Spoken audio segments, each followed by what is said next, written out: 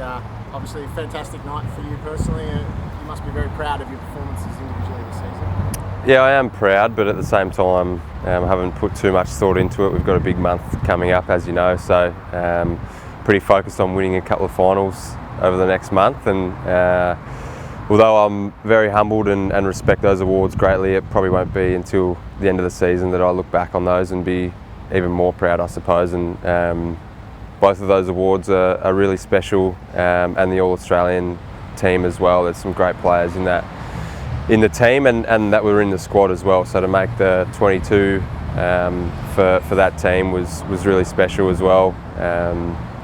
But yeah, I think it's a really good reflection on the footy club as well. I've got a great support cast around me, not only on the field but off the field with our coaching staff and all of our staff around the place.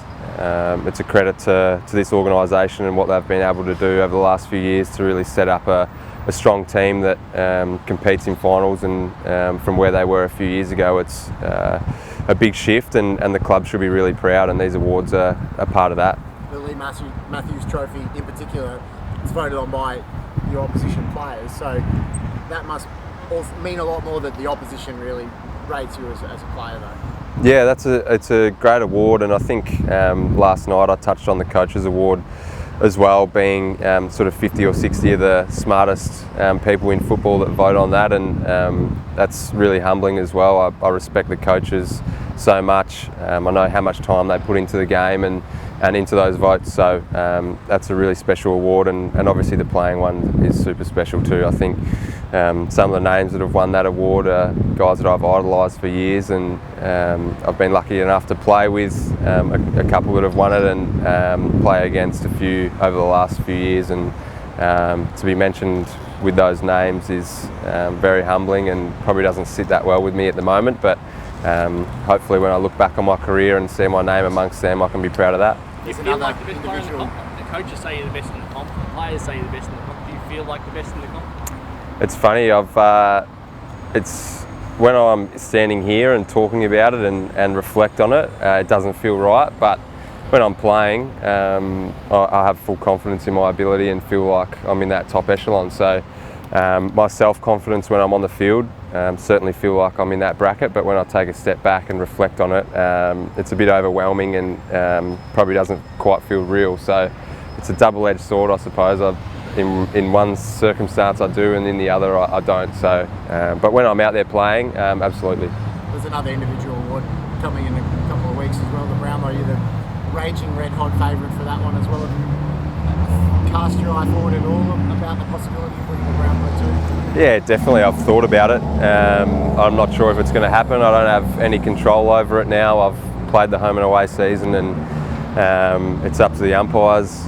They've put their votes in, so we'll wait and see what happens. But I'll put that to the side now and concentrate on Richmond next weekend. It's a massive game for the footy club, and we've put ourselves in a great spot to make an assault on this finals campaign, and all that stuff can wait for the night, and if I'm lucky enough to win that award as well, that'd be great. But yeah, I won't be focusing on it anymore. Lachie, what do you think you've done to go from an All-Australian squad member to the team to the best player in the game? What part of your game do you think you've ascended in the last year or two? Yeah, I touched on it last night as well, but probably just kicking the ball a bit more, trying to get my metres gained up.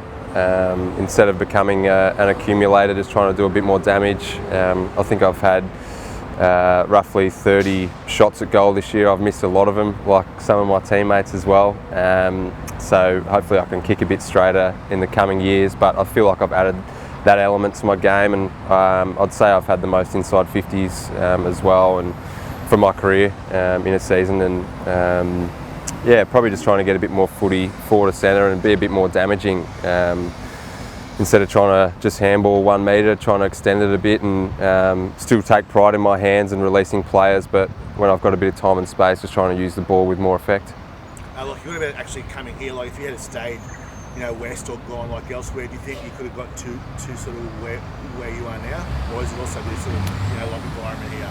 Yeah, I think I could have. Whether or not it would have happened, I'm not sure, but I think I mentioned in an interview the other day, I don't think the move is the reason that I became a better player. I think it's part of it because I think this system suits me really well. The coaching staff have full belief in me and the playing group as well, and I felt like I could add to this group and they could add to me when I came here, and that's certainly happened. So I think a part of it, I suppose, but it's hard to forecast whether I would have become the same player at Fremantle or not. But I think they're going all right. They've got a young bloke in Caleb Sarong that's filled my shoes very well at the moment, and he's going to be a star. Lachie, sorry. No, you're right. At the start of the resumption, you said you weren't really fond of the shorter quarters coming in. How do you think you've navigated that? Do you think it's you out there? Yeah, I think I'd like to see the game go back to normal, but whether that happens or not, I'm not too sure.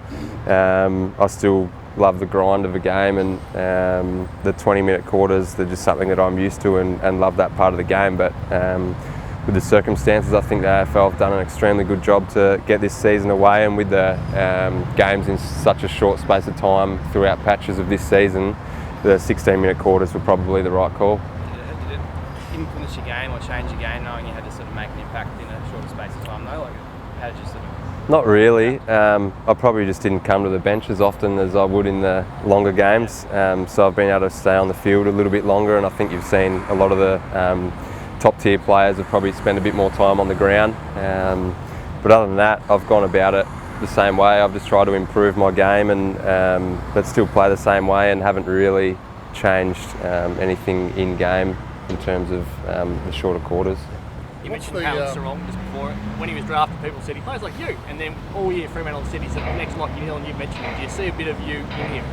Yeah, a little bit. Yeah, the comparisons probably come as well because he's a bit shorter in stature, but he's solidly built. I think similar build to me when I came in, so that's probably where the comparisons come in. He seems a bit sharper with his hands than I probably was when I first started. But yeah, he seems like a really good player. They've found one there, and obviously won the Rising Star last night, which is an amazing result for the footy club and for him. So yeah, best of luck to him. What's the forwards chatter about Richmond? It's been a while, hasn't it? Yeah, it's been a while. We haven't spoken too much about them yet. We'll sort of dive into that next week in terms of our game plan and how we'll structure up and whatnot against them, but we haven't spoken too much about them yet. We're focusing on ourselves and getting our game style right. We just had a really good session then and worked on things that we wanted to improve on and set ourselves for the final series in general, how we want to move the ball and play team defence and things like that. So we'll get to Richmond next week. I'm sure Fags and the rest of the coaches have coded a fair bit of stuff for us to look at, and we'll prepare for them. But you're right, it's been a while and they're probably pretty happy that they're playing us, but I know that we're excited and we feel like our best footy can beat anyone in the comp. So there's no fears there. We've missed a lot of opportunities against them in the last couple of times, and the scoreboard probably doesn't reflect how we feel like we've matched up against them at times. So in saying that though, they're the best team in the comp. They have been for the last 4 years, so it's a great challenge. Last night we also had the All-Australian team. Every year there's debate and conjecture about the team and how it's selected. This year it's about midfielders being picked in the forward line and a couple of wingmen not being picked and midfielders being picked on the wing. Do you like the system we have now, or do you think there could be some changes to more accurately reflect an actual AFL team? Oh, it's a hard job picking 22 in 700 players, so I think they do a reasonable job. I think some of those guys that were picked forward spend a fair bit of time up forward. I wouldn't know the percentages or anything, but yeah, it's hard for me to comment. I don't really know. I don't focus on that too much.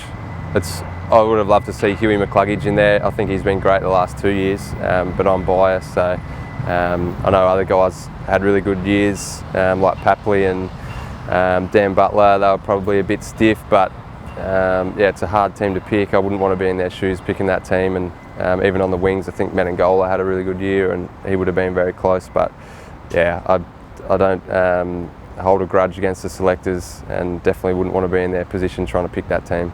Just on Hugh, you feel like he's really so close to knocking on that elite AFL player, but what does he have to do to actually get up into that sort of calibre? Probably kick his goals, a bit like me as well.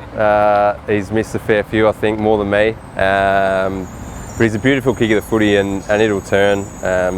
He's been working pretty hard on it, and I'm sure you guys would agree that his field kicking and whatnot is one of the best in the comp, and he's so poised and a classy player, and last year he kicked a lot of goals, so I'm sure hopefully over these final series he turns it around and can kick a few goals for us, and then leading into next year I'm sure he'll kick a lot more than what you've seen this year.